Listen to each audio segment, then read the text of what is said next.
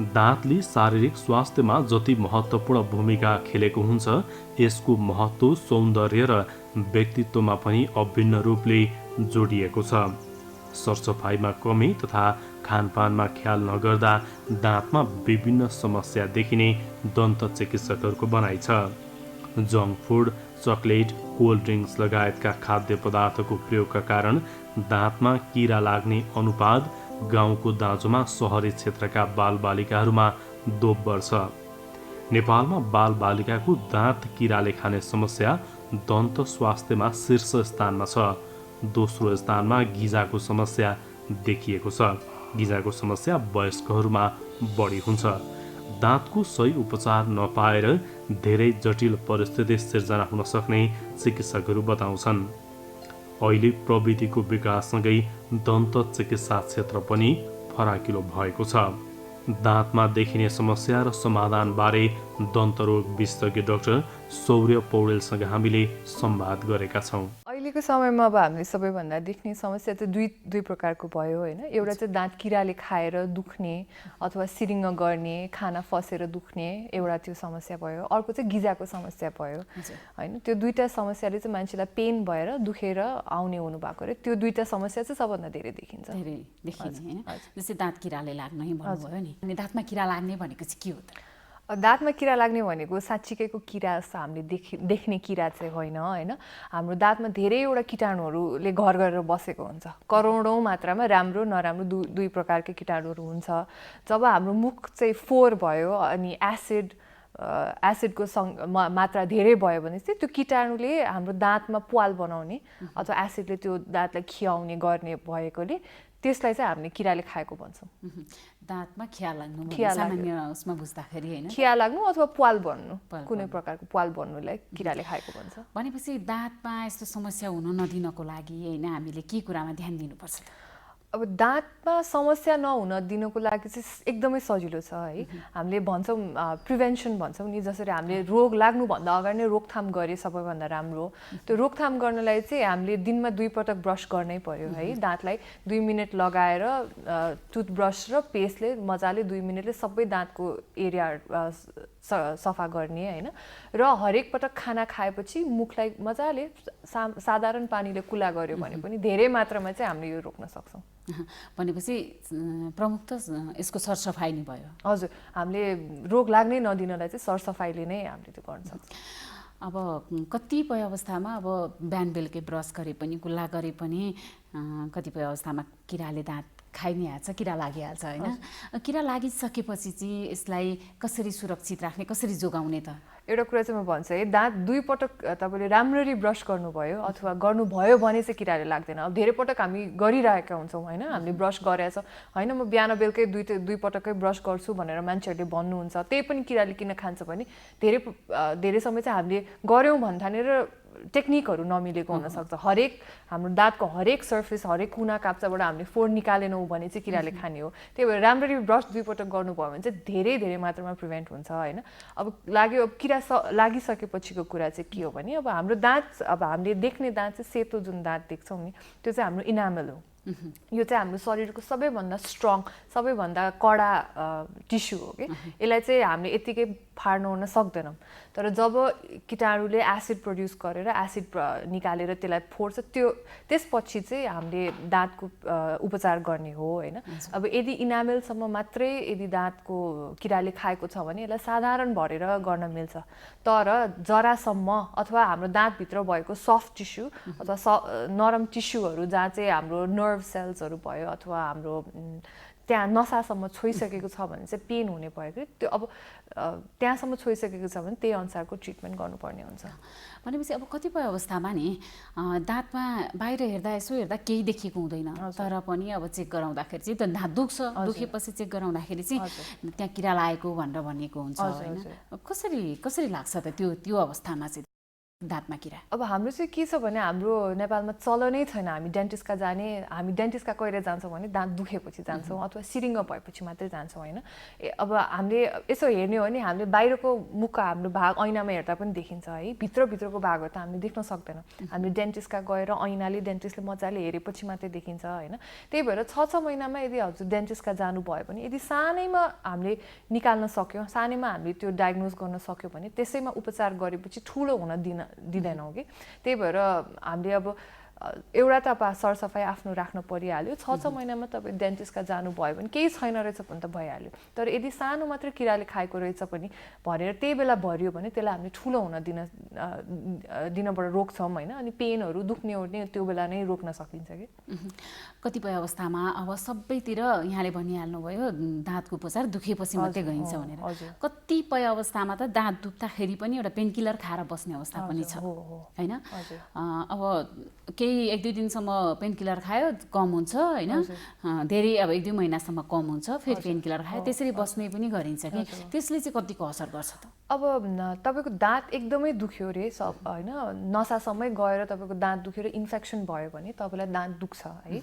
अब धेरै जसो मान्छेहरू चाहिँ डेन्टिस्टका जान डराउने अथवा डेन्टिस्टका जान अब समय नहुने जे पनि हुनसक्छ होइन। धेरै कारणले चाहिँ क्लिनिकहरूमा गएर अथवा औषधि पसलमा गएर एन्टिबायोटिक अथवा पेनकिलर खाएर त्यो रोकथाम गर्नुहुन्छ।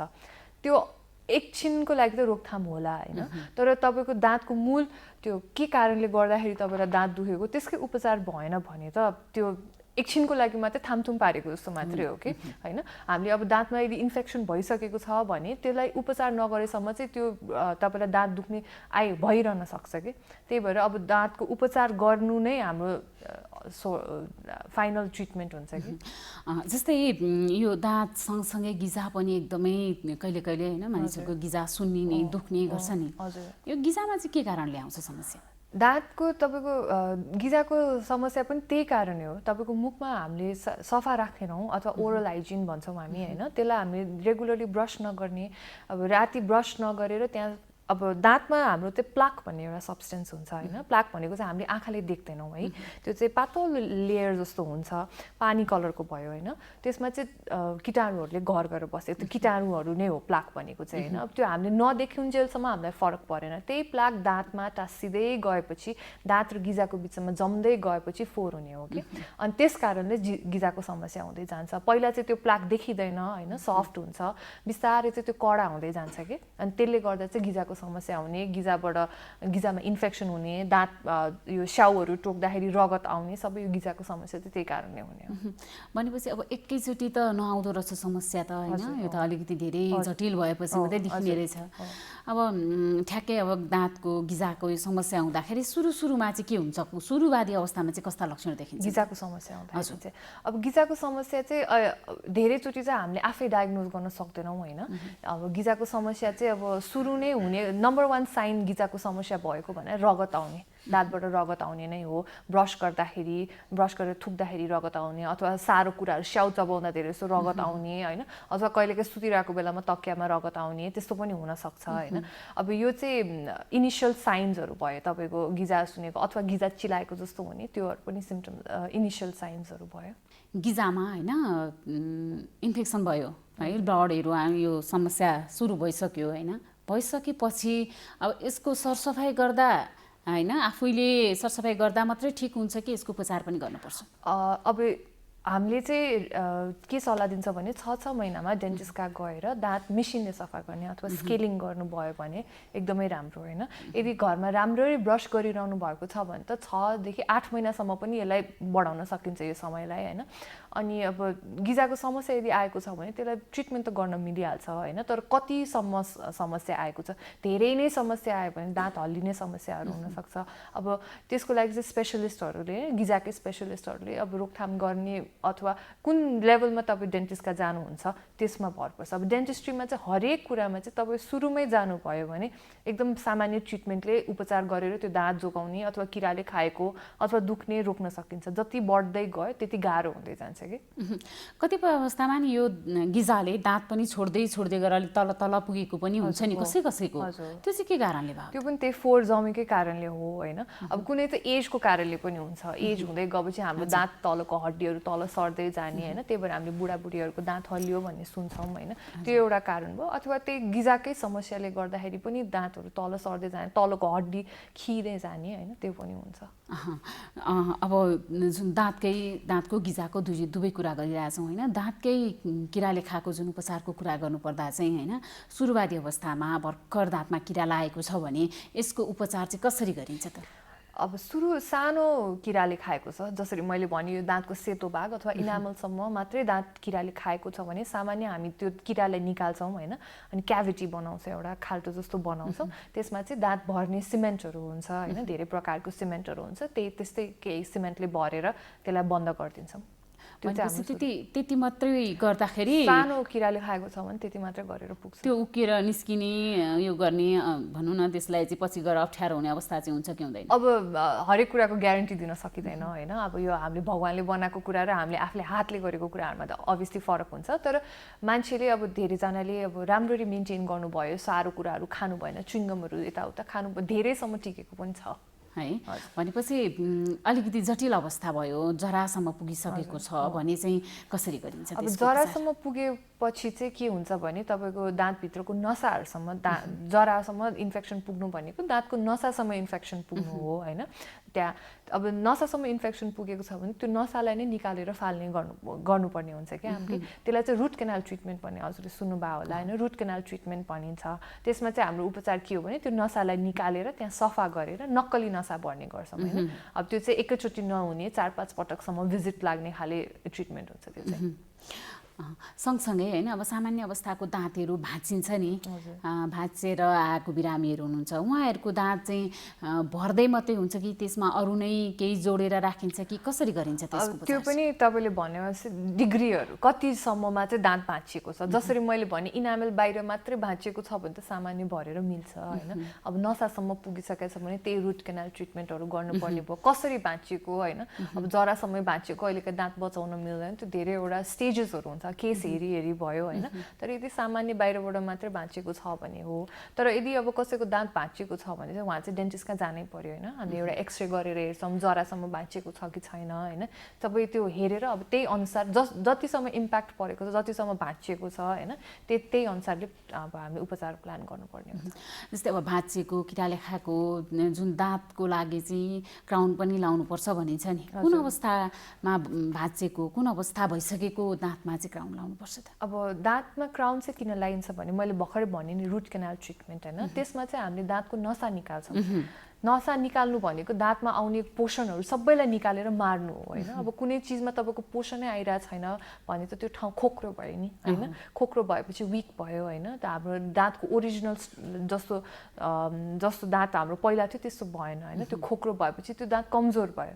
अब त्यो कमजोर भएको दाँतमा तपाईँले कडा खानेकुराहरू चबाउनु भयो, जस्तै छुर्पीहरू खाइन्छ हाम्रोमा, कहिलेकाहीँ हड्डीहरू पर्छ होइन, त्यसले चाहिँ त्यो दाँतलाई भाँच्न सक्छ कि धेरै सारो कुराहरू खानुभयो भने। त्यही भएर भित्र नसा मरेको दाँतहरूलाई चाहिँ माथिबाट खोल हालेको एकदम राम्रो, त्यसले चाहिँ दाँतलाई जोगाउँछ क्या, पछिसम्म जोगाउँछ।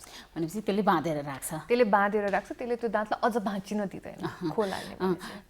यो दाँतको अथवा गिजाको पनि होइन, अझ भनौँ न यो मुखको सम्पूर्ण मुखको चाहिँ सुरक्षा कसरी गर्न सकिन्छ त? यी समस्याहरू त अब सुरुवाती अवस्थामै होइन जटिल हुन दिएन, घाउहरू आउँदाखेरि पनि अथवा सुरुवाती अवस्था घावै हुन नदिनको लागि सम्पूर्ण मुखको सुरक्षा चाहिँ कसरी गरिन्छ? मुखको सुरक्षा गर्नु जस्तो सजिलो के पनि छैन होइन। मैले अघि पनि भनिसकेँ होइन, दिनमा 2 पटक ब्रस गर्नै पर्यो है। हामीले अल्छी गरेर भएन होइन। दिनमा यस्तो 24 घण्टामा दिनमा बिहान 2 मिनट बेलुका 2 मिनट निकाल्न सकिन्छ आफ्नो मुखको स्वास्थ्यको लागि होइन। राम्ररी ऐना हेरेर ब्रसले सबै कुना काप्चाबाट यता तलबाट सबैतिरबाट फोहोर निकालेर ब्रस गर्नु पर्यो है। नम्बर 1 त्यो दिनको 2 पटक बेलुका खाना खाएपछि अनि बिहानको पनि खाना खाएपछि ब्रस गर्नु पर्यो बेलुकाको खाना खाएपछि फेरि गएर राति खाने ओर्ने होइन कि राति तपाईँले लास्ट जे खानुहुन्छ नि सुत्नु अघि जे खानुहुन्छ ब्रस गरेर सुत्नु पर्यो है नम्बर 1 त्यसले चाहिँ अब तपाईँको गिजाको समस्या दाँत किराले खाने समस्या सबै बन्द गर्छ अर्को हामीले एउटा गर्नुपर्ने बानी भनेको मुख खुल्ला गर्ने होइन दाँत खाइसकेपछि अब धेरै जसो बच्चाहरूले पनि चक्लेटहरू धेरै खाने भयो होइन सो उहाँहरूले पनि तासिने चक्लेटहरू अब जे खाए पनि एकचोटि दाँत खुल्ला गर्यो भने त्यो खाना त्यहाँ फस्दैन खाना त्यहाँ नफसेपछि किराले नखाने हुन्छ होइन अर्को चाहिँ अब 6 महिनामा हाम्रो डेन्टिस्टका गएको राम्रो दन्त चिकित्सकका गएकै राम्रो किनभने धेरैवटा अब हामीले आफैले आफ्नो के रोग लागेको छ हामीले पत्ता लगाउन सक्दैनौँ ऐनामा हेरेर थाहा हुँदैन दुख्नु अघि नै कुनै कुराको उपचार हामीले गर्यौँ भने त्यो जति राम्रो के पनि हुँदैन त्योभन्दा बढी बढ्न दिँदैन भनेपछि सुरुवाती अवस्थामै थाहा नहुँदा पनि अनिवार्य रूपमा 6 महिनामा चेकअप गराउन 6 महिनामा गए पनि केही भएको रहेन रहेछ भने त राम्रै छ होइन केही तपाईँको दाँतमा उपचार गर्न नपर्ने रहेछ भने त भइहाल्यो होइन तर यदि रहेछ भने पनि सामान्य सानो अवस्थामै भेटेको राम्रो कि पछि बढ्नुभन्दा सानो त्यो अब सुरुमै भेट्यो सुरुमै भेट्यो भने चाहिँ तपाईँको खर्च पनि कम लाग्ने भयो उपचारमा होइन जति ठुलो हुँदै गयो जति धेरै लामो समयको उपचार हुँदै गयो त्यति खर्च पनि बढी भयो अब कतिपय दाँतै निकालेर फाल्नुपर्ने स्थिति पनि आउन सक्छ होइन त्यही भएर सुरुमै गए खर्च पनि कम आफूलाई दुख्न पनि कम त्यही भएर त्यो दुईटा काम गर्नुभयो भने सबै रोक्न सकिन्छ जस्तै नि अब कतिपय अवस्थामा चाहिँ यो एकदमै सास गनाउने पनि हुन्छ कि कसैको त्यो यो सास गनाउने दाँत केही समस्याले गर्दा हुन्छ कि गिजाको समस्याले गर्दा हुन्छ कि के कारणले गर्दा अब धेरै जसो बेलामा चाहिँ सास गनाउने भनेको चाहिँ के हुन्छ भने दाँतमा खानेकुरा अड्क्यो भने र त्यो राम्ररी सफा भएन भने चाहिँ निस्किने दाँतको सास गनाउने समस्या हुन्छ होइन अब धेरैजनाको अब सायद अब किराले खाएको छ कि होइन दुईटा दाँतको बिचमा किराले खाएको छ भने त्यहाँ खाना फस्ने भयो त्यो खाना फसेर राम्ररी निस्केन भने सास गनाउने भयो नम्बर 1 है नम्बर 2 चाहिँ अब गिजाहरू पनि तल सरेर अथवा गिजा राम्ररी सफा नभएर गिजाबाट पिप आएर त्यसले गर्दा पनि सास गनाउने हुनसक्छ त्यो दुईटा कारण भयो होइन अब कहिलेकाहीँ चाहिँ मान्छेको पेटको समस्याहरू छ ग्यास्ट्रिकहरूको समस्या छ त्यसले गर्दा पनि हुनसक्छ तर दाँतको कारण चाहिँ त्यही हो खाना फस्यो भने धेरै समयसम्म खाना फस्यो त्यो पखालिएन सफा भएन भने चाहिँ सास गनाउने हुन्छ सँगसँगै दाँतको अर्को जुन बुद्धि बङ्गारो आउने भनिन्छ नि अलि अन्तिममा आउने बङ्गारो त्यो आउँदा चाहिँ एकदमै धेरै दुख्छ नि त्यो चाहिँ के कारण बुद्धि बङ्गारा आउँदाखेरि सबैलाई दुख्दैन होइन बुद्धि बङ्गारा आउँदाखेरि दुख्ने होइन बुद्धि बङ्गारा आउँदाखेरि चाहिँ दुख्ने कहिले हुन्छ भने तपाईँको बुद्धि बङ्गारा धेरै जसो मान्छेहरूको टेढो आयो भने अथवा बाङ्गो आयो भने होइन यो अगाडिको दाँत र यताको दाँत यसरी ठोकेर यहाँ आयो भने चाहिँ दुख्ने हो यो माथि निस्किन पाएन र यहाँ माथि भएको गिजाहरूमा इन्फेक्सन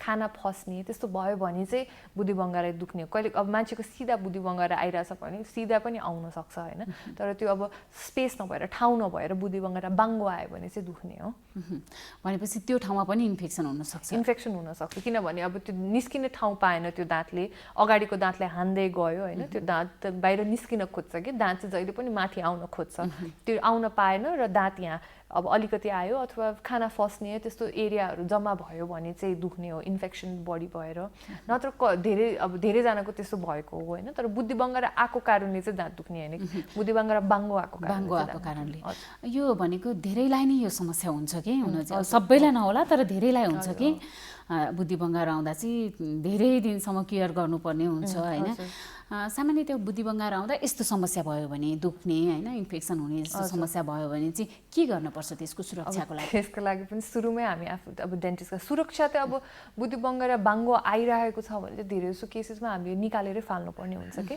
किनभने अब बुद्धि बङ्गारा हाम्रो यो एपेन्डिक्स भन्छ नि होइन त्यस्तै हामीलाई नचाहिने अर्गन हो क्या हामीलाई नचाहिने दाँत हो यसले न हामीलाई खानामा केही असर खानामा यसले मद्दत पुर्याउँदैन कि यो दाँत चाहिँ त्यो दाँत फालिदिँदाखेरि असर गर्दैन केही असर गर्दैन त्यसले होइन त्यसले अब इन्फेक्सन गराइरहने दाँतलाई फाल्दाखेरि केही फरक पर्दैन होइन मैले पनि मेरो 4वटा निकालेर फालेको छु केही फरक पर्दैन त्यो हामीलाई चबाउन चाहिने दाँत होइन कि त्यो चाहिँ त्यही भएर अब इन्फेक्सनहरू गरिरहेको छ भने निकालेर फाल्ने हो त्यही नै हो उपचार चाहिँ बुद्धि बङ्गाराको त्यसले असर गरेको छैन भने चाहिँ असर गरेको छैन भने त दाँतमा रहन दियो भइहाल्यो होइन भनेपछि अप्ठ्यारो गर्ने दुखाउने पीडा दिने छ भने फालिदिँदा भयो होइन त अनि छ नि अर्को कुरा जस्तै अब कतिपय मानिसहरूले खैनी चुरोट खाने पनि गर्नुहुन्छ होइन त्यसले चाहिँ दाँत मा कस्तो असर गर्छ? अब खैनी चुरोट त खानै नहुने कुरा हो, यो त हामी सबैलाई थाहा छ। त्यसैले दाँतमा मुखमा मात्रै होइन शरीरको कुनै पनि अङ्गलाई राम्रो गर्दैन होइन।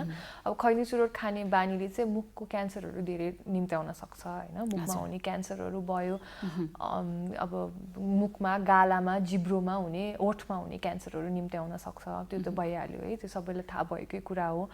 अब अर्को चाहिँ अब यदि तपाईँको मुखमा पनि गिजाहरूको समस्या छ भने चाहिँ अब गिजाहरूको समस्यालाई निको हुन नदिने, जति उपचार गरे पनि स्मोकिङ गरिरहने पेसेन्टहरूको चाहिँ त्यो निको हुँदैन कि हामीले जति उपचार गर्ने ट्राई गरे पनि अब खैनी खाने त्यो त अब त्यसले गर्दाखेरि चाहिँ झन् बिगार गर्छ। भनेपछि जटिल हुन्छ भनौँ न, हरेक कुरामा जटिल बनाउँछ। त्यसले चाहिँ अब उपचार गरिरहेको छौँ भने पनि त्यसलाई वर्स नै गर्छ कि राम्रो चाहिँ गर्दैन होइन। त्यसले अब दाँतको पहेँलो हुने, दाँतमा कालो लेउ जस्तो बस्ने, त्यो सबै समस्याहरू खैनी चुरोटले ल्याउँछ होइन। अनि त्यसले गिजामा पनि इफेक्ट गर्छ।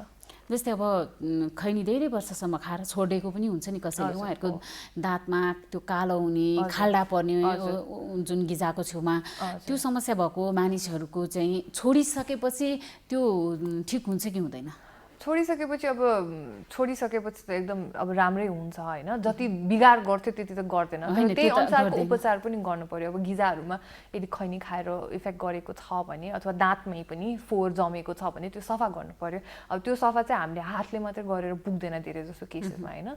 अब खैनीहरूले बसेको दागहरू, खैनी चुरोट खाने मान्छेहरूले बसेको दागहरू ब्रस गरेर निस्किँदैन। हाम्रो एउटा स्केलर भन्ने हुन्छ मिसिन होइन, त्यसले नै निकाल्नु पर्ने हुन्छ।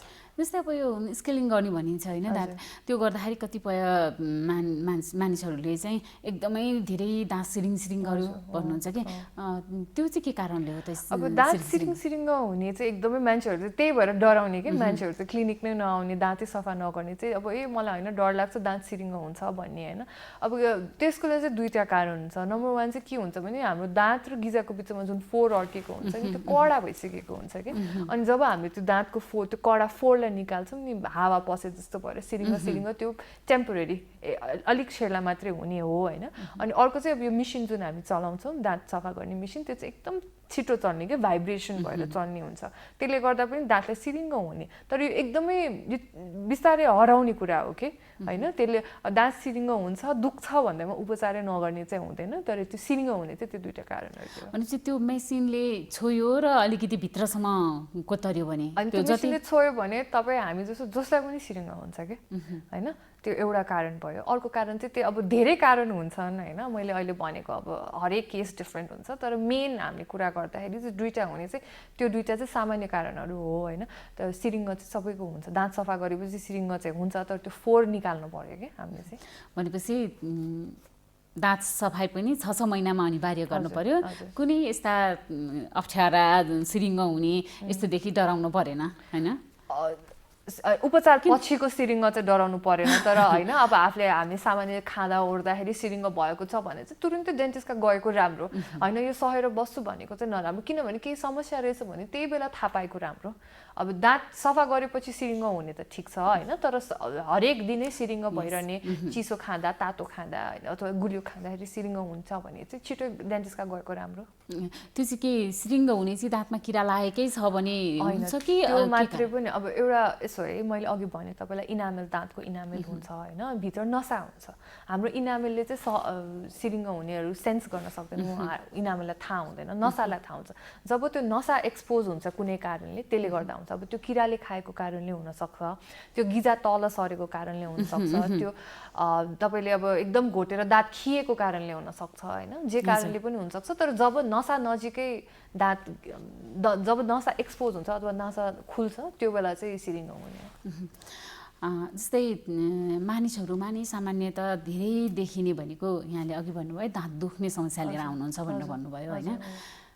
सामान्यतः अब कतिपय अवस्थामा दाँत दुख्दाखेरि होइन अस्पताल जान पाइएन होइन, घरमै भएको बेलामा अब जुन ठाउँमा चाहिँ टाढा अस्पताल छ उहाँहरूले होइन घरमै बसेर दाँत दुखेको छ भने कसरी चाहिँ त्यसको हेरचाह गर्न सक्नुहुन्छ? अब यो समस्या चाहिँ हामीले कोभिडको टाइममा पनि धेरै देख्यौँ है, किनभने अब कोभिडमा लकडाउन हुन्छ, मान्छे बाहिर हस्पिटल जाने कुरा आएन अथवा क्लिनिकहरूमा जाने कुरा आएन। अब अब घर बसेर चाहिँ उपचार दाँतको गर्न सकिँदैन है औषधि मैले अब यसरी यहाँ प्रिस्क्राइब गर्ने कुरा पनि आएन होइन अब घरायसी तरिकाले घरायसी तरिका अब त्यही सामान्य हामीले नुन पानी कुल्ला गर्ने मनतातो पानीमा नुन हालेर कुल्ला गर्ने अथवा ल्वाङहरूले गर्ने तर त्यो एकदमै टेम्पररी हो कि यो चाहिँ होइन अब अलिक बेरलाई चाहिँ रोकथाम गर्न सक्छ तर दाँतको एकदमै दुखेको छ एकदमै पेनफुल अब मान्छेलाई दुखेको छ भने डेन्टिस्टका नगई चाहिँ भएन अरू उपाय चाहिँ सानो रोकथाम त्यही नुन पानी कुल्ला अथवा ल्वाङहरूले गर्ने छ होइन हाम्रो घरमा एकदम चलन तर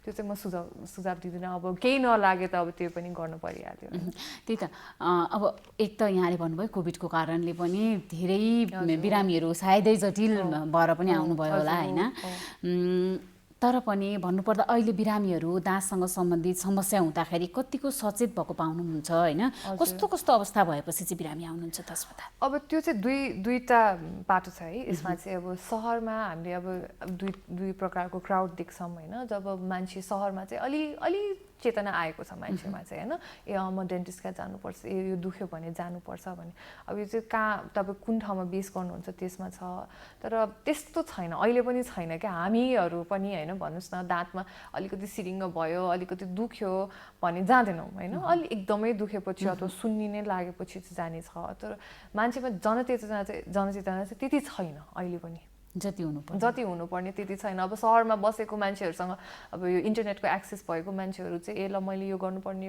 अलिक चेतना छ होइन तर अब बाहिर अब यो एक्सेसहरू नभएको मान्छेहरूलाई चाहिँ अलिक गाह्रो छ